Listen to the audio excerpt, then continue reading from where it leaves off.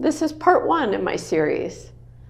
I'm going to talk about setting up your company with a favorable tax status for you and your investors longer term. Now, what does that look like? For a lot of small businesses, what I hear CPAs tell their clients is, you should set up as an S corporation. Well, an S corporation is actually extremely limiting if you ever want to raise capital.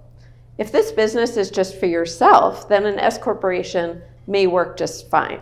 But if you're ever looking at expanding by raising a lot of money, especially from venture capitalists, an S corporation is not the way to go.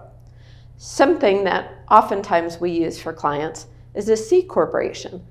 Now, a lot of times people will say, well, a C corporation, doesn't that result in double taxation for me? Yes and no.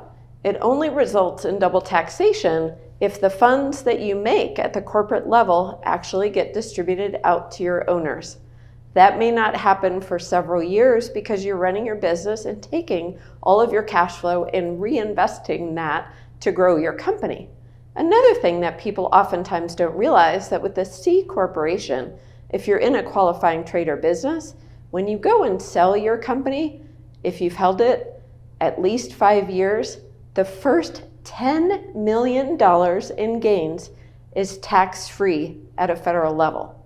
That is so cool. Another good option is setting up your company as a partnership.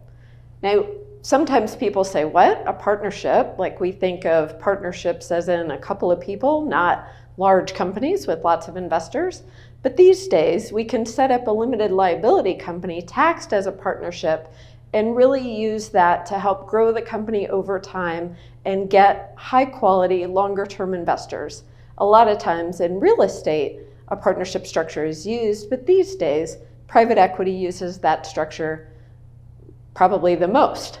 So talk to your lawyer, and longer term, make sure you actually do what's required to maintain your tax structure. You can easily lose 1202 status by doing things like redeeming stock from people.